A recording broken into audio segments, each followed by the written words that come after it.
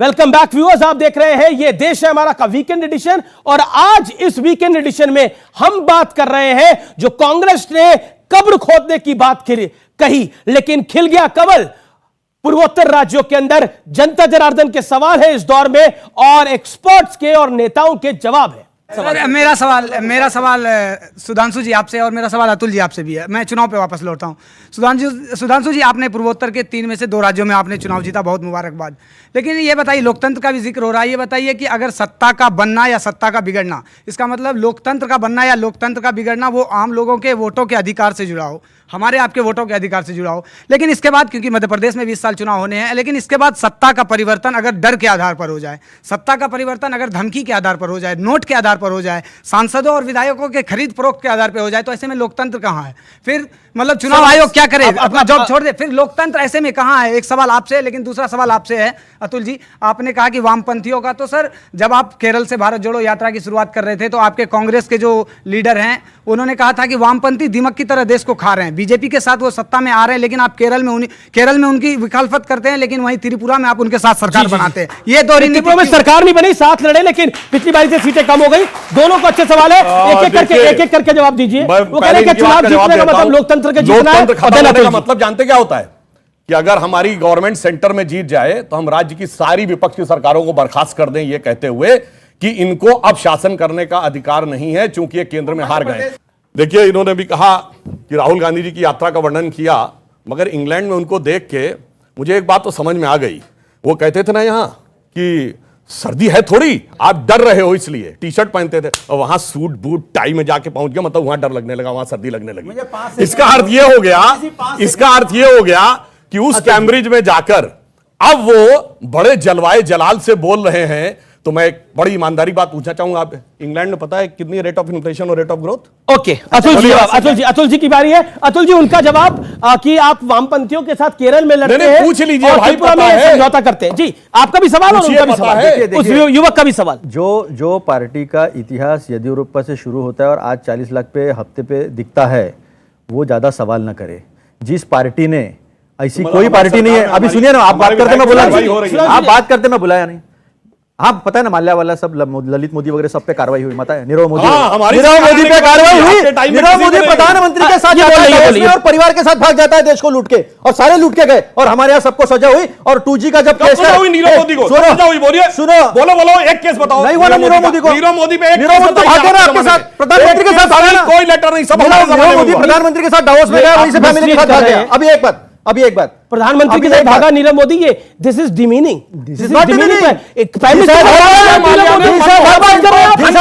चिट्ठी प्रधानमंत्री delegation, he was with Narendra Modi, प्रधानमंत्री के साथ भागा, he was a prime minister and he did not come back and he went to England. Everybody has seen it. छोड़ो, वो माल्या तो कान में बता के गया, कान में बता के गया माल्या, 9 बैग भर के गया, इंपाउंड नहीं कर पाए पासपोर्ट, ये बता रहे हमें। और अभी चल रहा है 12 लाख करोड़ का तो हुआ ही है, पता नहीं वो कब जाएगा।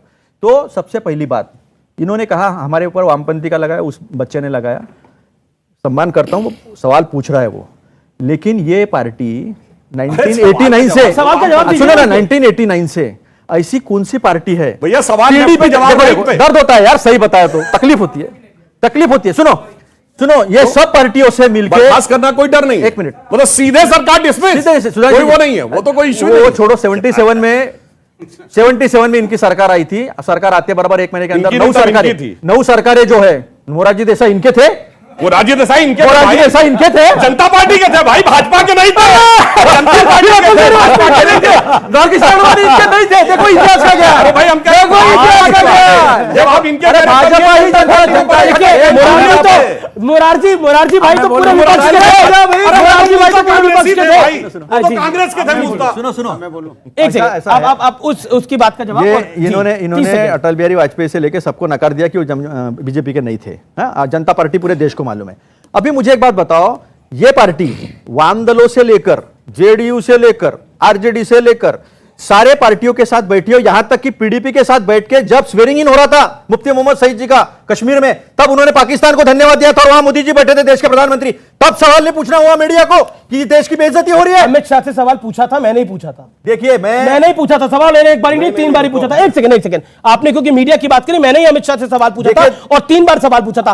अब आपसे मैं सवाल पूछ रहा हूं, लेफ्ट के साथ आप केरल में लड़ते हैं और यहां समझौता करते हैं और समझौता करने के बाद भी त्रिपुरा में पिट जाते हैं, जवाब दीजिए इस बात। ऐसा है कि एक आध इलेक्शन हार गए, आप पिट गए, क्यों? राजस्थान में नहीं पिटे, छत्तीसगढ़ में बुरी तरह नहीं पिटे, मध्य प्रदेश में नहीं। सुनिए, उस बच्चे का एक सवाल था, दोबारा चुनाव आ रहे हैं। बच्चे का एक सवाल था, इनके अलायंस में कोई बच्चा नहीं है अभी 5 राज्यों में चुनाव हुआ, सीबीआई, इनकम टैक्स और ईडी लगातार बोल रहे हैं, बचे हुए हैं 5 राज्यों में अलायंस में। पिछले 3 महीने में 5 राज्यों में चुनाव हुआ है, क्योंकि रिपोर्ट कार्ड की बात हुई तो प्रोफेसर रागी रिपोर्ट कार्ड की बात कर लेते हैं।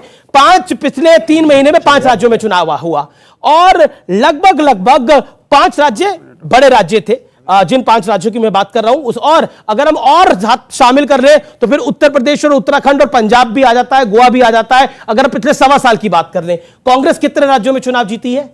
और ये कह रहे हैं कि एक राज्य में अगर कोई चुनाव जीत लेता है तो वो सही होता है। राशि दल भी कहते हैं कांग्रेस की मेहनत नहीं करते, ये राशि दल भी कहते हैं ये कोई बीजेपी का व्यक्ति नहीं कह रहा। मैं सीधा रुक करता हूं, ये ऐसा एक सेकेंड, ये क्या है कांग्रेस? आप एज अ पॉलिटिकल एनालिस्ट, क्या कांग्रेस रियलाइज नहीं कर रही उसकी जमीन खिसक चुकी है? क्योंकि मल्लिकार्जुन खड़गे ने बहुत इजीली बोल दिया छोटे राज्य। पॉलिटिकल एनालिस्ट है? नहीं, देखिए अमित जी, पॉलिटिकल एनालिस्ट, देखिए अमित जी, ऐसा नहीं कि कांग्रेस रियलाइज नहीं कर रही है, लेकिन कांग्रेस को पता ही नहीं लग रहा है कि हम करें तो क्या करें। कांग्रेस के पास कोई ऐसा प्रयोग करने के लिए, कोई ऐसी, जिसको कहते हैं ना आउट ऑफ बॉक्स थिंकिंग करना। एक मिनट, हिमाचल में मैं बता रहा हूं, हिमाचल में भारतीय जनता पार्टी, हिमाचल में भारतीय जनता पार्टी को 34,000 कम वोट मिला पूरे टोटल में। पिछले साल कितना ज्यादा मिला? सुन लीजिए एक मिनट, इसके पहले कितना मिला था ज्यादा? लेकिन हमने आपके बीच में नहीं बोला था, आप कुछ भी इंटरप्रिटेशन बोल लीजिए। तो आप इस पे, आप उसको तो कर रहा हूं, आप उस पर बहुत ज्यादा गौरवान्वित मत होइए। मैं सिर्फ इतना कह रहा हूं कि भारतीय जनता पार्टी को हराना है, भारतीय जनता पार्टी को हराना है तो आपको नया विमर्श खड़ा करना पड़ेगा, नए नेतृत्व खड़ा करना पड़ेगा। आप भारतीय जनता पार्टी को हराना चाहते हैं तो लीडरशिप, आइडियोलॉजी, मोदी को गाली देकर सक्सेसफुल हो सकता है? देखिए, मोदी को गाली क्यों देते हैं? उनको लगता है मोदी आइकॉनिक फिगर हो गए हैं और मोदी को हम डिमीन कैसे करें। अब आप राजनीति के मैदान में तो उनको आप पटक नहीं पा रहे हैं, इलेक्टोरल बैटल में आपको हर जगह वो पीट दे रहे हैं, तब आप अपनी असभ्य भाषा से आप उनको बात करना चाहते हैं। राहुल गांधी कहते हैं तू मोदी, तू पिटेगा, लाठी डंडे से पिटेगा। ये एक मिनट नहीं, अमित जी 10 सेकंड अमित जी। मेरा सवाल ये है कि आपने जैसे बात करी कि पार्टी को लेकर लांछन लगाए जा रहे हैं और सर ने बोला कि जब तक कीचड़ रहेगी तब तक कमल खिलेगा ही। तो सर, जब तक पार्टी दूसरे के ऊपर लांछन या कीचड़ उछालती रहेगी तब तक भी कमल खिलेगा। और दूसरी बात सर, जैसे हम राहुल गांधी की बात करें, उन्होंने भारत के माइनॉरिटी के ऊपर टिप्पणी करी, लेकिन सर यहाँ पे कोई ऐसा माइनॉरिटी नहीं है जो खतरे में है। ये खुद माइनॉरिटी भी कह सकते हैं, कोई खतरे में नहीं है। मार्क टुनी कहते हैं, बीबीसी के बड़े पत्रकार हुए, उन्होंने किताब लिखी, उनकी एक बड़े पत्रकार है, उन्होंने किताब लिखी, उन्होंने बोला कि 72 के 72 फिरके अगर मुसलमानों के कहीं देखने को मिलते हैं वो हिंदुस्तान में देखने को मिलते हैं, वो किसी इस्लामिक देश में नहीं देखने को मिल सकते, क्योंकि ये हिंदुस्तान है इसलिए यहां पर देखने को मिलते हैं। ये मार्क टुनी का कोट है। विपक्ष क्यों मोदी की कब्र खोदना चाहता है? कांग्रेस ने नारे लगाए मोदी तेरी कब्र खुदेगी, लेकिन जनता ने कब्र खिला दिया। राजनीति में कब्र खोदने जैसी भाषा बहुत से लोग इस्तेमाल करते रहे हैं, मिट्टी में मिला दूंगा, ये कर दूंगा, तो दोनों तरफ से है। मैं किसी भी असभ्य भाषा का समर्थन नहीं करता, लेकिन किसी ने कहा था जर्सी गाय, याद होना चाहिए। मिट्टी में मिला दूंगा, कौन सी गर्लफ्रेंड कहा था? 100 करोड़ की गर्लफ्रेंड क्या बोला था? ये बातें हुई हैं, दोनों तरफ से हुई है, मैं दोनों का खंडन करता हूं, पूरा पढ़ना चाहिए आपको। दूसरी चीज यह है कि कीचड़ के रिगार्डिंग में बोल रहा हूं कि कीचड़ को समाप्त करने के लिए, जो सियासी कीचड़ है, जो लोकतंत्र की दुश्मन है, जो जितनी भी हमारी एजेंसीज हैं उनका दुरुपयोग करती है, विधायकों को खरीदने का इस्तेमाल करती है, मुसलमान हो, सिख हो, ईसाई, उनको डराने का काम करती है, दलितों को डराने का काम करती है। ऐसी कीचड़ को समाप्त करने के लिए मैं कांग्रेस से कहूंगा, जब तक अनुराग और शादाब नहीं रहेंगे उस कीचड़ को आप समाप्त नहीं कर सकते। मिलकर के कीचड़ को समाप्त करना पड़ेगा। मतलब सब एक साथ आएंगे तो मोदी हार जाएंगे। तो कहानी वही आ रही है, यानी मोदी वर्सेस ऑल। मोदी को निपटाना है, सबको साथ आना है। सुधांशु त्रिवेदी इसका जवाब। अब ये लड़ाई सामने है, ये जैसा 2019 में हुआ वैसा ही हो रहा है। मैंने बोला ही नहीं तो मुझे मेरा जवाब कहां मिलेगा? उन्होंने तो बोला ना, अभी आप नहीं बोला था, तो जवाब मोदी ले को लो। निपटाने के लिए। देखिए, बोला समस्या नहीं, क्या जवाब है मेरा मिल कि रहा है। इन्होंने देखो भाई। गुजरात चुनाव में कहा कि मोदी जी को औकात दिखा देंगे, औकात जनता ने दिखा दी। इस चुनाव में कहा कब्र खोदने को, तो किस हालत में पहुंच गया। मगर एक बात मैं मानूंगा, मोदी जी के प्रति कितनी भी घृणा बढ़ी हो, इनके मन में कितना वैमनस्य हो, गाली बक रहे हो, मगर अपने वोट को पूरा ध्यान रखते हैं। इन्होंने ये नहीं कहा मोदी जी भस्म हो जाएंगे, ये नहीं कहा मोदी जी का नाश होगा, कहा मोदी जी की कब्र खुदेगी। यानी अपने वोट का पूरा ध्यान रखते हैं गाली बकने में भी। अन्यथा भारतीय संस्कृति है, भारतीय ये जो है किसी को ये कहा जाता है मुस्लिमों के यह तरफ, भस्म हो सिखों के जाएगा, तरफ, क्रिश्चियनों के कभी तरफ नहीं कहा और जाता बौद्धों की कब्र तरफ देखते हैं, इनका नजरिया देखो क्या होता है। बराबर लेके आए, कब्र कपड़े इतनी खुली पहचानेंगे, हुई है। शमशान घाट और ये कहावत है कि जो दूसरे कब्रिस्तान के लिए शमशान घाट गड्ढा करेंगे। खोदता और है, यही बात आखिर है, में उसी में यही गिरता बात है। है। ओके, उन्होंने कहावत बोली जो दूसरे के लिए गड्ढा खोदता है वो उसी उसी में में गिरता गिरता है। लेकिन आपने कब्र खोदी, मोदी के लिए गिर गए खुद। ऐसा है कि जो गड्ढा बीजेपी देश की जनता के लिए महंगाई और बेरोजगारी खोद रहे ना, 2024 में उसी गड्ढे में ये बीजेपी जाने वाली है, क्योंकि तकलीफ जनता को जो है देकर कोई खुश नहीं हुआ है। और एक बात, हर बात के लिए अच्छा, जब ब्रिटेन हम की बात रेखा करते हैं, हम जब बता बात दो करते भाई। हैं, हम रुको जहां ना, से कैम्ब्रिज से वो ज्ञान दिया अच्छा है। ब्रिटेन के जो बर्तानियों लोगों के जो एजेंट थे उनसे मैं क्या बात करूं? अरे भाई कैम्ब्रिज में जाके आप बोल रहे हैं, एजेंट हमसे कह रहे हैं भाई। वो तो आज के आयरलैंड में क्या आज के है? तारीख में इज्जत बोलो है ना, मेरी। मुद्दे पे वो तो बात आज के करो। मुद्दे पे बात करो। महंगाई और जो बेरोजगारी, एजेंट थे बोलो। बीजेपी के, विकास जो की तरफ बीजेपी महंगाई, के पूरे बोलिए इंग्लैंड में कितनी है विकास की तरफ महंगाई, पूरे बोलिए इटली में कितनी है विकास की तरफ महंगाई। पूरे मैं पाकिस्तान श्रीलंका की बात पूरे- नहीं कर रहा पूरे के हूं, पूरे जहां ये से लोग- ज्ञान दिया वहां बोलो अच्छा, भाई। एक सेकंड। अच्छा, आप एक सेकंड।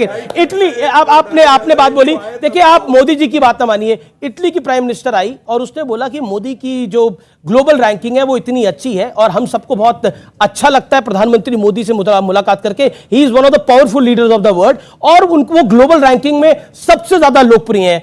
आप मोदी की बात ना मानिए, इटालियन पीएम की बात तो मानते ही होंगे। एक बात आप बराक ओबामा जी मानेंगे?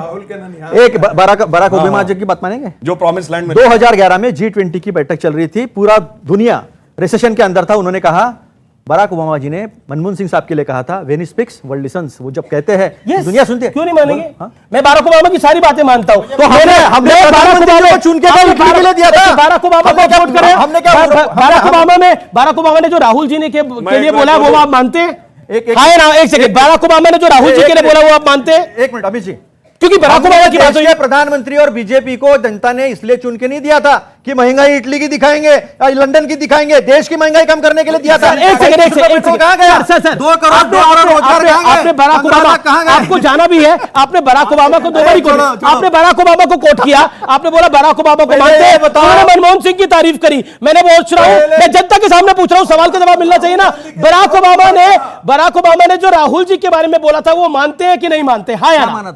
क्या बोला क्या बोला था बताओ? क्या बोला? बराक ओबामा ने राहुल जी के बारे में जो पता ही बोला था वो नहीं आप होगा मानते हैं कि नहीं आप मानते? बताओ ना क्या बोला था? राहुल जी के बारे में इनका उन्होंने बोला ज्ञान वर्धन था। कर एक सेकंड, राहुल जी देखो, फटाक से, हमने बोला राहुल जी, एक सेकंड, ज्ञान वर्धन नहीं, बताओ। एक सेकंड, ये क्या तरीका है? मैं बताऊंगा एक सेकंड, मनमोहन सिंह के बारे में क्या बोला था। एक सेकंड। राहुल जी के बारे में उन्होंने बोला था कि वो अपने आप को कॉम्पिटेंट दिखाने की कोशिश करते हैं लेकिन उतने हैं नहीं।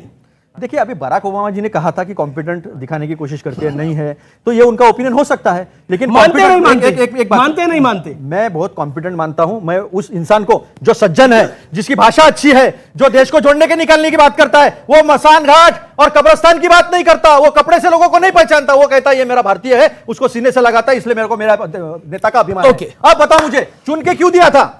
क्या इटली की महंगाई दिखाने के लिए दिया था? क्या इंग्लैंड की महंगाई दिखाने के लिए दिया था? मैं इन्होंने बहुत अच्छा, तो भाई पहला इंटरव्यू इटली के अखबार को काहे दिए थे कुछ दिन पहले? व्यूअर्स, हमारे साथ अब कांग्रेस के प्रवक्ता नहीं है, लेकिन अब मैं आपको प्रधानमंत्री मोदी की एक बाइट सुना रहा हूं, जिस बाइट में प्रधानमंत्री कुछ महत्वपूर्ण बात कह रहे हैं और वो संदेश दे रहे हैं विपक्षियों को। आइए सुनते हैं, सुनिए जरा। व्यूअर्स, आप भी सुनिए ध्यान से। ये कट्टर लोग कहते हैं मर जा मोदी, वो कहते हैं मर जा मोदी। देश कह रहे हैं मत जा मोदी, मत जा। हमने यूपी में देखा हाल, सपा का क्या हाल हुआ, आपकी पार्टी का क्या हाल हुआ हमने यूपी में देखा, हमने उत्तराखंड में देखा कांग्रेस का क्या हश्र हुआ। यूपी में मैं कांग्रेस का हश्र नहीं कह रहा क्योंकि वो तो कहीं बचे ही नहीं। उसके बाद हमने देखा पूर्वोत्तर के राज्यों में क्या हुआ, हमने देखा बाकी राज्यों में क्या हाल हुआ। क्या आपको लगता नहीं है कि जितना मोदी को गाली दी जा रही है उतना कमल खिल रहा है? नहीं, मैंने आपको बताया, पहले भी बताया कि कीचड़ और कमल का एक अजीब रिश्ता है और हमारा लक्ष्य है कि वो कीचड़ समाप्त हो। दूसरी बात, इंदिरा जी के दौर में भी लोग ये समझते थे, उनको भी ये अहंकार था, उन्होंने भी गलती की थी, उन्होंने ये गलती की थी, वो समझती थी कि मैं ही हमेशा प्रधानमंत्री रहूंगी। आज वही गलती भारतीय जनता पार्टी कर रही है। ये कह रहे हैं कि आपको हमारी बात मानना पड़ेगा। इनकी हिपोक्रेसी देखिए कि जो गौ माता मैं सम्मान करता हूं, वो इनके लिए यहां पे मम्मी है और नॉर्थ ईस्ट में जाके वो यम्मी है। ये कौन सी आइडियोलॉजी आप लाना चाहते हैं? दूसरी चीज ये कि जहां मुसलमानों को या सिखों क्रिश्चियंस को इस तरीके से आप डिस्क्रिमिनेट करेंगे, जो कैसे डिस्क्रिमिनेट किया है? मैं बता रहा हूं ना कि क्या कोई बुक डिस्ट्रीब्यूट करना, जो धर्म ग्रंथ, हम सबका सम्मान करते हैं। अब बताइए, बुलडोजर चल रहा है, अगर अतीक के गुर्गों पे बुलडोजर चल रहा है तो सीने पे सांप आपके क्यों लौट रहा है? बिल्कुल इसलिए लौट रहा है क्योंकि मैं स्वतंत्रता सेनानी और अंबेडकर जी के अतीक अहमद क्या स्वतंत्रता सेनानी है? माफिया है। अरे सुन लीजिए, पूरी बात सुन लीजिए। अतीक अहमद माफिया है। सुन लीजिए, पूछ के देखो लोगों जो माफियाओं के बीच में रहते हैं, अपने घर से बाहर निकलने में जिसको डर लगे। अतीक अहमद को 2004 में समाजवादी पार्टी ने पाला, उसके बाद बसपा ने पाला। और सुनो, बात सुननी पड़ेगी इसकी, कृष्णानंद राय की बेवा गली गली घूमती रही अपने पति को इंसाफ दिलाने के लिए, इंसाफ नहीं मिला। मुख्तार अंसारी के मामले, जुनैद की मां, पहलू खान की बीवी, ऐसे बहुत से मामले हैं और सबके साथ न्याय होना चाहिए। लेकिन जब डिस्क्रिमिनेशन होगा, अखलाक के कातिलों का महिमामंडन करेंगे, अखलाक के कातिलों का महिमामंडन करेंगे। नहीं, गलत बोला आपने, अपराधी अपराधी होता है, अपराधी अपराधी होता है। अखलाक के कातिल को किसी ने सांसद बनाया? अतीक अहमद को सांसद बनाया गया, मुख्तार अंसारी को सांसद बनाया गया, मंच पर जगह दी गई योगी जी की रैली में। दो फैक्ट रख देता हूं। अखलाक का जब विषय हुआ, ये एकदम बोल पड़ेंगे तो पहले इनकी बात कर दूं। पहलू खान में तो राजस्थान में कांग्रेस सरकार आ गई, क्यों नहीं चार्जशीट कर दिया? अगर फैक्ट थे तो कर देना चाहिए था ना। कोर्ट में अब तो 5 साल में सजा करवा देनी चाहिए थी। कई लोग क्या है कि खबरें सुनना भी नहीं चाहते आजकल के टाइम में। बुरा उनको लग रहा है कि मुस्लिम ऐसे, मुस्लिम वैसे, या ईसाई के ऊपर ऐसे हो रहा है। आप मेरे को एक बात का जवाब दे सकते हैं? एक अभी हमारे इधर से ही किसी बहन ने या बेटी ने बोला था कि दिल्ली में सरकार क्यों नहीं है? दिल्ली में मौलवियों को तनख्वाह मिलती है, पुजारियों को क्यों नहीं मिलती? इस बात का कोई आंसर दे सकते हैं? सर, उनको जो सैलरी मिलती है वो वक्फ बोर्ड के जरिए मिलती है। और वक्फ बोर्ड क्या होता है कि मुसलमान ने, किसी भी व्यक्ति ने अपने धर्म की सेवा के लिए कोई प्रॉपर्टी दान कर दी, सरकार से नहीं लिया, उसी प्रॉपर्टी से किराया आता है, उसी से दिया जाता है। दूसरी चीज, और हिंदू धर्म में भी, हिंदू धर्म में ट्रस्ट होते हैं। राम मंदिर का जो वो है, राम मंदिर ट्रस्ट का जो अध्यक्ष है वो वहां का डीएम है। बीजेपी। अरे भाई ये बताइए, आज पता है आपको सरकार के बाद सबसे ज्यादा जमीन किसके पास है? वक्फ बोर्ड के पास। ये मुसलमानों ने सेवा के लिए दे दिया। 2014 में सुनिए, आप भी दीजिए, आप भी दान करिए। क्या समस्या है? अपने टाइम पे बोले, अपने टाइम पे बोले, वो बीच में नहीं बोले। 2014 के चुनाव से जस्ट पहले मार्च 2014 में केंद्र सरकार ने जाने से पहले यूपी की सरकार ने 120 प्राइम प्रॉपर्टीज दिल्ली की वक्फ बोर्ड को दे दी। कह रहे हैं कि सब दान के किया है। अब मतलब मैं बुरा नहीं मानना चाहिए, मैं किसी के प्रति असम्मान नहीं। एक तरफ कहते हैं कि साहब हमारी कम्युनिटी तो बहुत गरीब है, उसकी स्थिति यह है कि पंचर बनाते हैं और दान इतना देते हैं, मिसाइल बनाते हैं। कौन बोला? मिसाइल बनाते हैं, मिसाइल बनाते हैं। और हम एपीजे अब्दुल कलाम है, हम मोहम्मद सिराज है, उसको अपना नहीं। देखिए आखिरी दौर है, बिल्कुल हम जीत जाते। अब माइक से उतनी आवाज आती है, वैसे एक लाइन मैं और कह दूं, देखिए, अच्छा ठीक है, बुलडोजर को जी, यहां पर ईसाइयों के लिए भी दर्द नहीं है। वहां पे केरल में फादर जोसेफ का हाथ काट दिया गया था, उनसे मिलने कोई नहीं जाता है, चूंकि काटा था कट्टरपंथी इस्लामी। आप चले जाते हैं। यहां पर हकीकत में मुस्लिमों के लिए भी दर्द नहीं है, देशभक्त मुस्लिमों के लिए। अगर कश्मीर में इंस्पेक्टर अयूब पंडित को मार दिया था जुमे की नमाज के बाद उन्मादी भीड़ ने, कोई उनके घर नहीं गया था। भारतीय सेना का जवान औरंगजेब मार दिया गया था, कोई नहीं गया था। उत्तर प्रदेश में एनआईए का तंजील अहमद मार दिया गया था, कोई नहीं गया था। इसलिए मैं कह रहा हूं, इनको सिर्फ अपराधियों और आतंकवादियों से मोहब्बत है, न हिंदू, क्रिश्चियन, मुस्लिम जैसा कोई चीज नहीं है। ओके ओके, ये बुलडोजर को एक संकेत बना दिया गया है कि बुलडोजर एक कौम के खिलाफ है। लगातार समाजवादी पार्टी के सांसद भी यही बात कह रहे हैं, शदाब चौहान भी यही बात कह रहे हैं। देखिए अमीश जी, जब टाडा को रिपील करने की बात की गई थी तो कांग्रेस पार्टी और जितने अपोजिशन पार्टी थे सब वही कहते थे कि सिर्फ मुसलमानों को फंसाया जा रहा है। जब कांग्रेस पार्टी सरकार में 2004 में आ गई, उसके बावजूद भी जो जेल जाने वाले थे आतंकवादियों के नाम पे, वो कौन थे? वो सारे मुस्लिम ही थे। 85% जो जेल में बंद हुए आतंकवादी गतिविधियों में, वो सारे मुस्लिम थे। और बुलडोजर की मैं इसलिए इसकी तारीफ करूंगा कि एक कहावत है, संस्कृत की एक सुभाषित है, सठम साठ्यम समाचरेत। दुष्ट को उसकी दुष्टता उसका दंड देना ही आवश्यक है। आप अतीक अहमद जैसे गुंडे और इस प्रकार के हत्यारे के साथ आप कानूनी रास्ता, जो सामान्य कानून की प्रक्रिया है, उसको अपनाने की कोई आवश्यकता नहीं है। ये आप कह रहे हैं? बिल्कुल मैं कह रहा हूं, बिल्कुल कह रहा हूं। ये मुख्तार अंसारी जी जो थे, जी बोल रहा हूं, क्यों जानते हैं? वो कहां पे जाके जेल में सरेंडर किए थे? पंजाब में। ठीक है, क्यों? और कहते तबीयत नासाज है। यानी आप ये समझिए कि कांग्रेस और विपक्षी दलों में, सपा में कैसा वो है कि जो यहां माफिया है वो वहां पर कांग्रेस पार्टी के, सुनिए, कमाल है यार, सपा कांग्रेस ये क्या है? पूर्ण सानिध्य में स्वास्थ्य लाभ कर रहे थे। चलिए सुनिए, स्नेहपूर्ण सानिध्य में स्वास्थ्य लाभ कर रहे थे, और जैसे ही यूपी आते हैं उनकी तबीयत बिगड़ने लगती है। यही तो समस्या है। ठीक है, लेकिन देखिए, मैं तो पठान फिल्म का एक डायलॉग बोलूंगा कि कुर्सी की पेटी बांध लीजिए, मौसम बिगड़ने वाला है। और मौसम इसलिए बिगड़ने वाला है क्योंकि 2024 का चुनाव आने वाला है, इसलिए सब नेता मौसम बिगाड़ने का पूरा प्रयास करेंगे। लेकिन आपका बहुत बहुत शुक्रिया, आपका बहुत बहुत शुक्रिया। लेकिन सेकुलरिज्म की बात हुई तो मुझे एक बात याद आ गई। शरद राव पवार, सबसे बड़े सेकुलर नेता, सबसे वरिष्ठ सेकुलर नेता इस देश के, उन्होंने बोला कि जब बॉम्बे में बम ब्लास्ट हुए तो मैंने झूठ बोला, हिंदू इलाकों में भी हो गए हैं, कुछ हिंदू लड़कों ने भी बम ब्लास्ट करे हैं, क्योंकि मुझे सांप्रदायिक सौहार्द बनाना के लिए यह कहना पड़ा। सोचिए, इस देश में सेकुलरिज्म की परिभाषा यह है जिसमें एक मुख्यमंत्री ने खुला झूठ बोला और कहा कि हां मैंने यह झूठ बोल दिया था क्योंकि मुझे उस समय माहौल को संभालना था। सोचिए सेकुलरिज्म के सूरमा किस हद तक गए हुए हैं। मैं अपनी वाणी को यहीं विराम देता हूं। उम्मीद है आज का कार्यक्रम आपको पसंद आया होगा। नमस्कार, जय हिंद, वंदे मातरम।